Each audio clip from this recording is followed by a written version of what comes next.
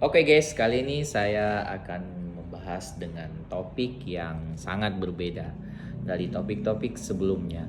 Kali ini saya akan membahas tuntas tentang JKP. Mungkin sebagian teman-teman sudah mengetahui program JKP itu apa.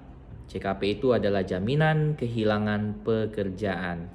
Tujuan dari JKP itu adalah untuk mempertahankan derajat kehidupan yang layak pada peserta yang kehilangan pekerjaan yang dikarenakan di PHK.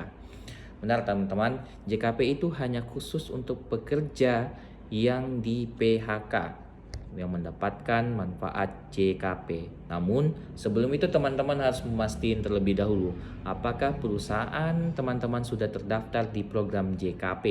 Mungkin teman-teman bisa melihat di aplikasi JMO, melihat apakah peserta ataupun teman-teman sudah terdaftar di manfaat program JKP tersebut.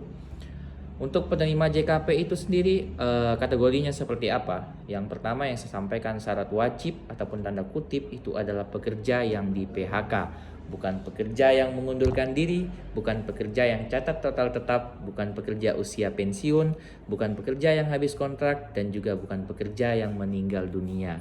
Akan tetapi hanya pekerja yang ter-PHK. Oke teman-teman, manfaat dari JKP ini apa saja? Yang pertama itu adalah manfaat uang tunai, yang kedua akses informasi kerja, pasar kerja, yang ketiga pelatihan kerja. Jadi teman-teman, pada saat teman-teman terjadinya atau teman-teman di PHK, tiga manfaat ini akan diterima oleh teman-teman ketika terjadinya PHK. Oke, untuk syarat JKP itu apa? Tadi syarat wajib sudah tahu ya teman-teman, PHK, tapi di luar PHK itu syarat wajib tadi terdaftar di BPJS Tenagakerjaan, program JKP-nya bisa melihat di aplikasi JMO. Syarat yang lainnya seperti apa? Yang pertama adalah surat PHK dari perusahaan, yang kedua adalah surat tanda terima PHK, yang ketiga adalah surat pelaporan perusahaan yang PHK ke Disnaker. Nah, ketika tiga syarat ini sudah lengkap, maka nanti Disnaker akan mengeluarkan tanda terima PHK. Inilah yang akan teman-teman laporkan, upload di aplikasi Siap Kerja di link Kemenaker, siapkerja.kemenaker.go.id. Jadi di menu tersebut teman-teman nanti bisa buat laporan. Jika laporan belum dilaporkan oleh perusahaan ke aplikasi Siap Kerja, teman-teman juga bisa melaporkan di aplikasi Siap Kerja dengan daftar terlebih dahulu. Setelah itu di menu awal nanti teman-teman akan bisa buat laporan PHK. Nah, di laporan PHK tersebut teman-teman nanti bisa melihat di dalam aplikasi tersebut ada nanti memilih jenis pekerjaannya. Teman-teman PHK ini seperti apa?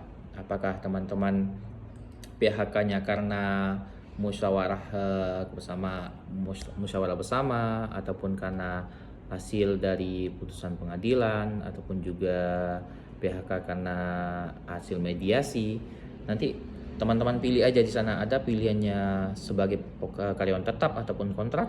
Nanti jenis PHK-nya seperti apa, teman-teman mengikuti alurnya seperti itu.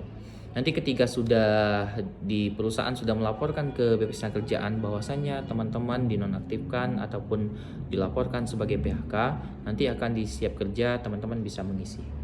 Itu yang untuk aplikasi Siap Kerja teman-teman. Caranya seperti itu.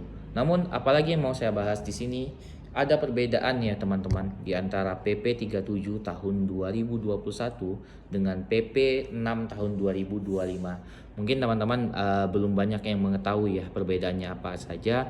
Yang pertama itu adalah peningkatan manfaat uang tunai. Di PP tahun 37 di PP 37 di tahun 2021 itu manfaat uang tunai itu hanya 45% dari upah selama 3 bulan pertama dan 25% dari upah 3 bulan terakhir. JKP ini ya teman-teman diterima untuk pekerja hanya 6 bulan, di mana 3 bulan pertamanya di PP 37 tahun 2021 45%, 3 bulan terakhirnya itu di 25% dari upah yang terlapor. Namun teman-teman jangan khawatir, di PP 6 tahun 2025 ini ada peningkatan yang sangat signifikan, di mana iuran ataupun manfaat yang teman-teman terima ketika terjadinya PHK itu adalah 60% teman-teman. 60% dari upah yang terlapor. Namun di PP tersebut baik itu 37 ataupun PP 6 batas maksimum upah itu adalah 5 juta. Jadi di PP 6 tahun 2025 menjadi 60% selama 6 bulan. Setiap bulannya teman-teman mendapatkan 60% dari batas maksimum di 5 juta. Jika teman-teman memiliki gaji di atas 5 juta, misalnya 7 juta, 10 juta, tapi yang kita hitung hanyalah 5 jutanya batas maksimum, berarti 60% dari 5 juta. Begitu teman-teman. Terus apalagi ya perbedaan yang ada di PP 37 tahun 2021 dengan PP 6 di tahun 2025, yaitu adalah penurunan iuran JKP. Teman-teman nggak usah khawatir ataupun memikirkan ini, karena iuran ini tidak akan bertambah di teman-teman, namun hanya di mekanismenya, di iuran di BPJS Tenagakerjaannya dan pemerintah.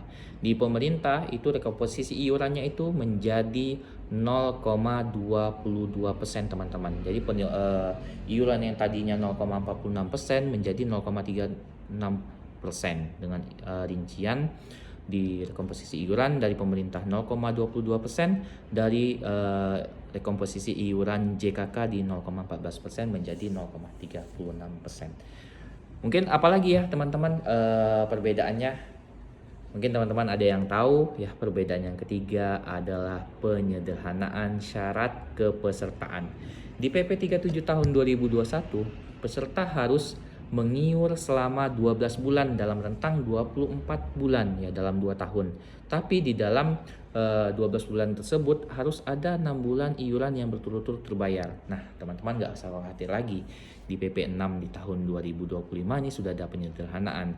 Yang terpenting syarat iuran tetap 12 bulan dalam rentang 24 bulan, tetapi tidak lagi mewajibkan pembayaran iuran berturut-turut selama 6 bulan. Meskipun iuran dari perusahaan itu lompat-lompat, yang penting dalam 24 bulan ada 12 bulan iuran. Itu ya teman-teman. Terus perbedaannya apa lagi? Yaitu perluasan cakupan JKP. Di PP 37 tahun 2021 itu tidak disebutkan secara eksplisit ya dalam ringkasannya. Namun di PP 6 tahun 2025, perluasan cakupan untuk pekerja kontrak serta peningkatan akses ke program sertifikasi dan informasi pasar kerja melalui platform digital. Begitu teman-teman, perbedaan antara PP 37 tahun 2021 dan PP 6 tahun 2025. Jadi dengan kilasan ataupun ringkasan yang saya sampaikan, semoga teman-teman bisa paham terkait ulasan ini. Yang pertama itu JKP itu tadi apa, manfaat JKP, syarat JKP, dan kelengkapan JKP pun syarat klaimnya, perbedaan di PP 37 tahun 2021 dan PP 6 di tahun 2025. Semoga bermanfaat ya teman-teman. Kalau ada pertanyaan boleh di chat di kolom komentar di bawah ini. Terima kasih.